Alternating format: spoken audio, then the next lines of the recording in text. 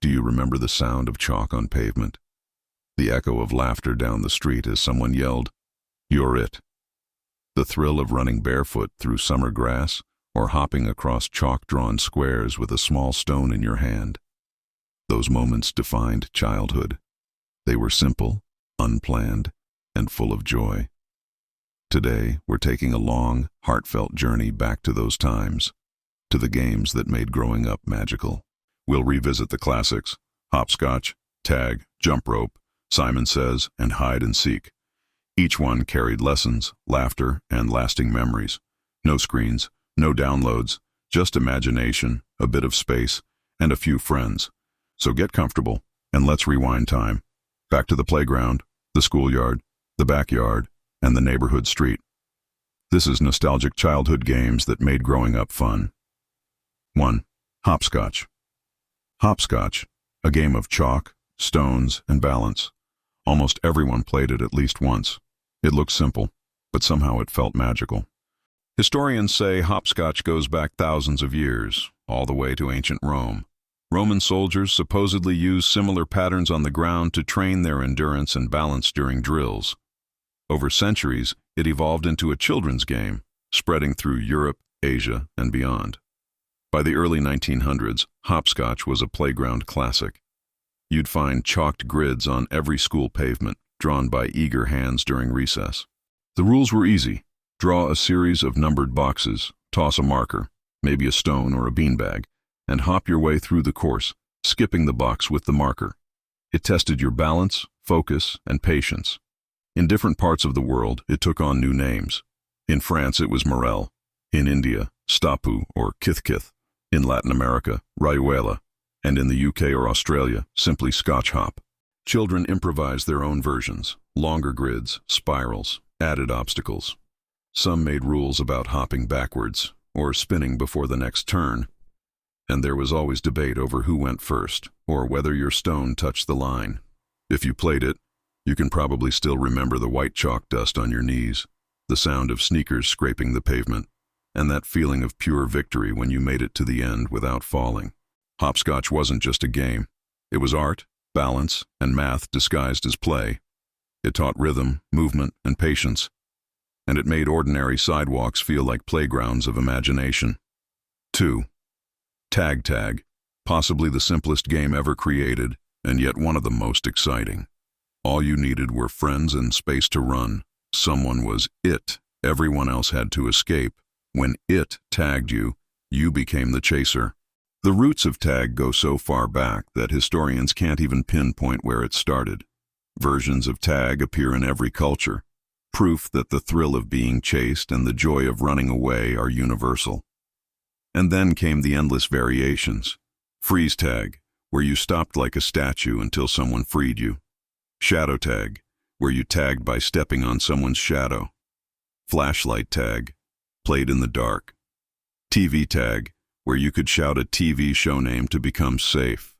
Octopus tag, where tagged players joined the middle as living obstacles. Every schoolyard had its own version, its own rules, and its own arguments. What counted as a tag? Could you tag someone while climbing a tree? Was the slide a safe zone? And still, it was the game everyone joined. That moment when the chaser's hand brushed your shoulder, you'd explode with laughter, sprinting away again. Maybe you played tag in a backyard or between parked cars or across a field that seemed enormous when you were small. You remember the breathless laughter, the grass stains, the scraped knees, the freedom of running without a care in the world. Tag taught us speed, awareness, and strategy, but mostly it taught us how to play together. It was the heartbeat of childhood afternoons. 3. Jump rope. Jump rope. If you grew up anywhere near a playground, you've heard the rhythmic slapping sound of a rope hitting pavement. Steady as a drum beat, keeping time for laughter and chants. Jump rope has existed for centuries. Some say it began with Egyptian vines or Dutch sailors' ropes. By the 19th century, it was everywhere. A simple toy that turned into a competitive art. In the 1970s and 80s, jump rope competitions exploded. Kids performed tricks, double jumps, and crossovers. Double Dutch, two ropes turning in opposite directions, became the gold standard of coordination and flair. And of course, there were rhymes: Cinderella dressed in yellow, Miss Mary Mac, or endless counting games to see how long you could last. Every schoolyard had its jump rope circle, 2 turning, 1 jumping, and a line of kids waiting for their turn, chanting encouragement. Some ropes had plastic beads that clicked with each turn. Some were just clotheslines or shoelaces tied together. You remember missing a step and getting caught, then laughing as you tried again. You remember the sting of the rope on your legs and the pride of clearing 100 jumps in a row. It wasn't just exercise. It was rhythm, community, and joy. Jump rope taught timing, teamwork, and perseverance, and those chants echoing across blacktops became the soundtrack of growing up. 4. Simon says, touch your nose. Simon says, spin around.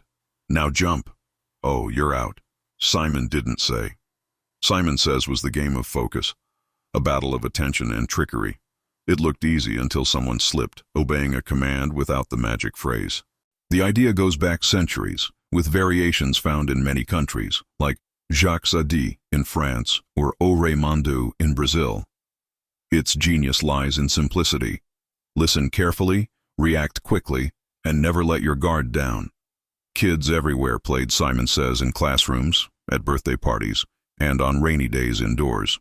The leader, Simon, always felt powerful, testing who could keep up and who would fall for the trap. Simon Says hop on 1 foot. Simon Says pat your head.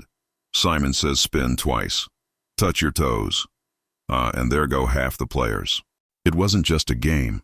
It was training for listening, coordination, and laughter. There was always that one kid who tried to fake you out with lightning-fast commands. And when you were the last one standing, you felt unbeatable. Follow the Leader shared that same playful mimicry.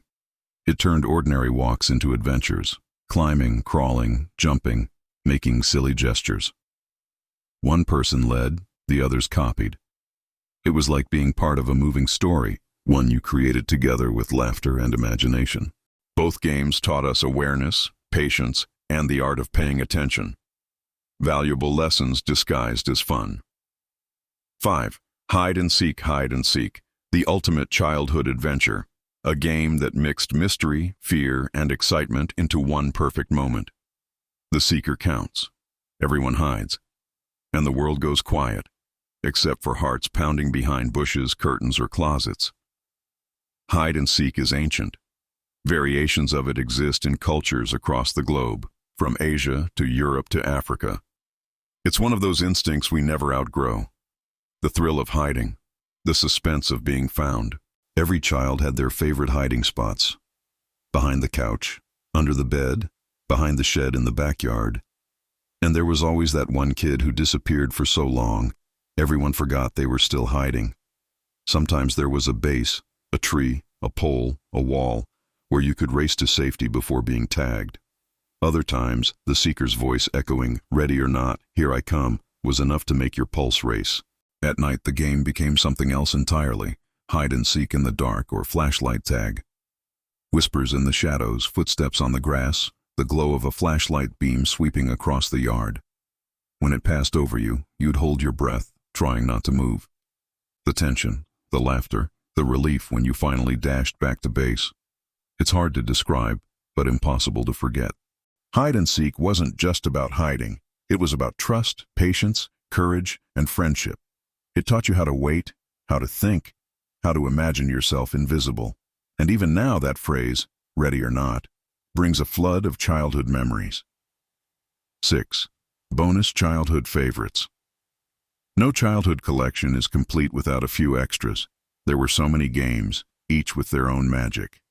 There was kick the can, part tag, part hide and seek, part pure chaos.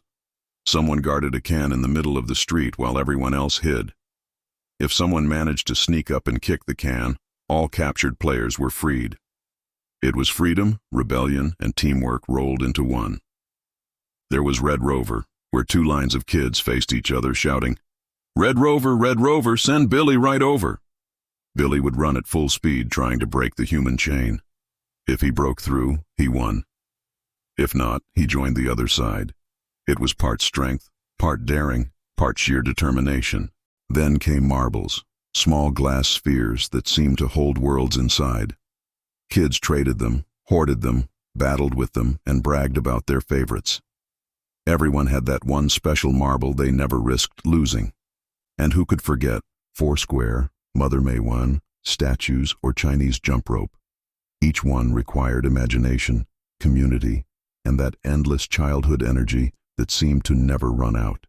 Every neighborhood had its own rules. Every group of friends invented new versions. And somehow, no matter where you lived, these games connected us all.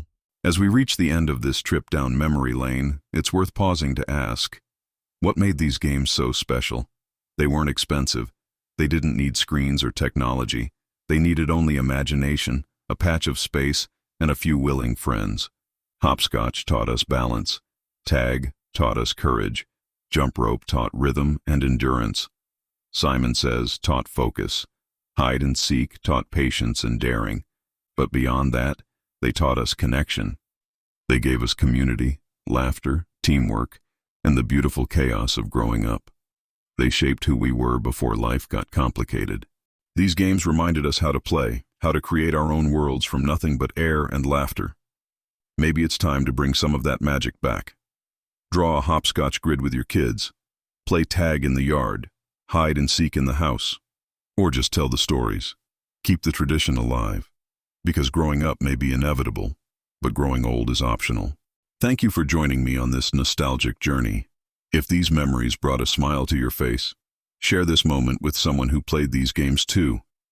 And remember, the joy of childhood is never really gone. It's just waiting for you to play again.